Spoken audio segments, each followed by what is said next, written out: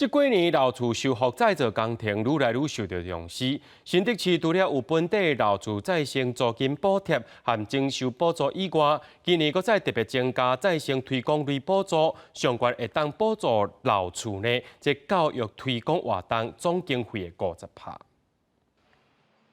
红色的砖仔头壁面，佮加上圆箍仔形的窗仔门，这栋约90年历史的旧厝，经过修整，即马是一间真受大家欢迎的咖啡厅。这在老厝做的咖啡厅，其实迄氛围气氛拢袂歹。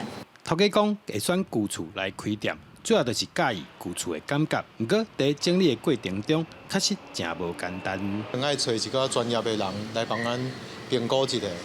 水电的部分，咱上好是拢重新去处理过，上起码是安全的。但是咱本来这厝的原貌是安怎，咱个尽量保持伊的原貌，互大家人会当除了伫咧啉咖啡这个部分，咱会当看到咱原来进前的厝，甚至是啥物款，伫这时代的风格是啥。新竹市政府为了让旧厝有新的生命，只要是在1971年进前的旧厝，而且符合在地生活特色以及文化艺术，经过修整，上悬会当申请每个月1万块的租金补贴，各50万的修缮费用。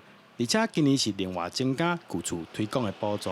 只要你经营的案主是在民国60年以前新建的老屋，然后具有在地特色或者是文化艺术，都欢迎大家来提案争取补助。这样。新竹市文化局表示，希望透过旧厝再利用，让有故事、有生命的旧厝，会当继续讲故事，继续保存落来。